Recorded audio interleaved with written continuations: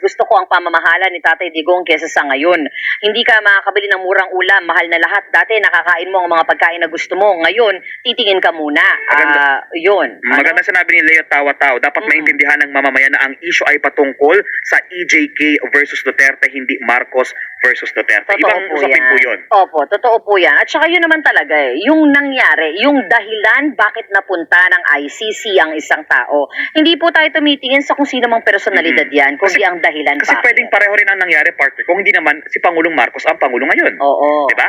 Oo, ganun din naman talaga yan. Buti nga may due process hindi pinatay agad katulad ng iba, diba? Ay, naku, mahirap yan. Adrian Sabroso, hustisya para sa biktima ng drug war nung nakaraang administrasyon. Sabi ni Juanito Mil, partner, tinatanong niya, bakit daw hindi isinama si Robin Padilla sa kanilang depensa? Hindi naman po siya abogado. Hindi rin po siya ICC accredited. Hindi lahat ng abogado ay maaaring sumalang sa ICC. Pero si dating ES Medjaldea nakalusot, partner, kaya nga kahit di siya accredited ICC. Baka, kasi legal team naman siya. Ang sinabi nung nakausap natin na expert ng isang araw, baka in consideration yung emergency, tsaka yun ng preference ng dating Pangulo. Kaya nga. Due process. Kaya nga. Pinagbigyan. Kaya nga. Bakit galit ka? Hindi. Kasi 929 na Magbababoy na nga tayo, kumakaway na ang ating Supreme Leader, Camille Postolero. Balita Patan, susunod na kasama si Peter Musngi and yours truly, Rica Lazo. Maraming salamat, partner. Maraming salamat, Christian Yosores po. At nakasama niyo po, Rica Lazo, magbabalik para sa programang Balita Patan, susunod na. Kabayan, I love you.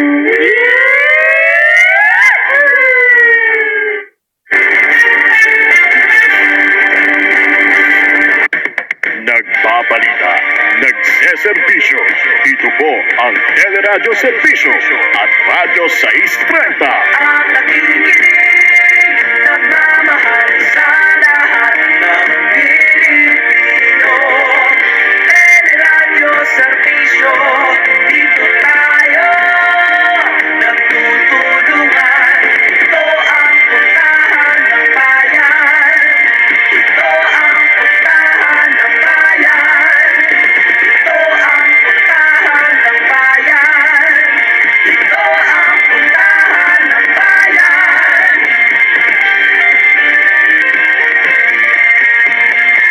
Serbisyo at ito ang Teleradyo Serbisyo at Radyo 630 ang puntahan ng bayan kasapi ng KBP, kapisanan ng mga broadcaster ng Pilipinas. Ang oras, 9:30 na. Alam mo ba ang dekalidad na produkto? Konsumido sa pabago-bagong presyo, biktima ng pandaraya ng mapagsamantalang negosyante. Mamimili, narito na ang programang para sa inyo. Alamin ang inyong karapatan dito sa Consumer at Iba Pa.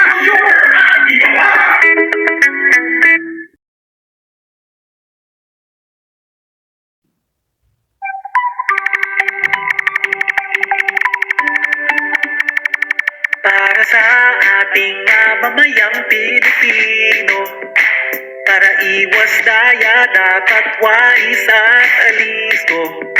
Mainam maging mapagmatsyag at mapanuri tayo. Palakasin ang boses ng ating mga konsumer. Dapat tama bawat presyo at serbisyo.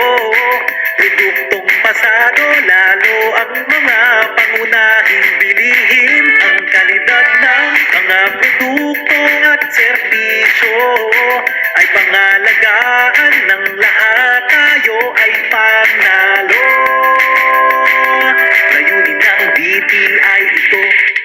Ipatupad price at 7581. Consumer Act 7394. Product Standard 4109. For consumer care at iba pa, kaya 1384.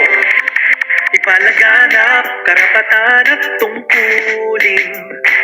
Kaalamang tama sa consumer ibahagi. Tulay sa kaunlaran, kalakalan ay palakasin. Ito ang pagbabago para sa ikabubuti natin. Dapat tapat bawat presyo at serbisyo. Produktong pasado, lalo ang mga pangunahing bilihin. Ang kalidad ng mga produkto at serbisyo ay pangalagaan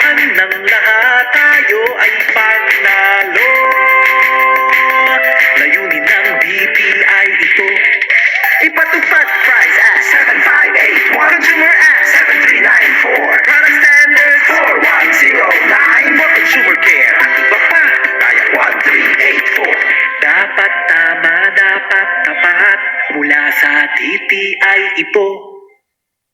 Karapatan ng mamimili, proteksyon sa pagpili, consumer at iba pa.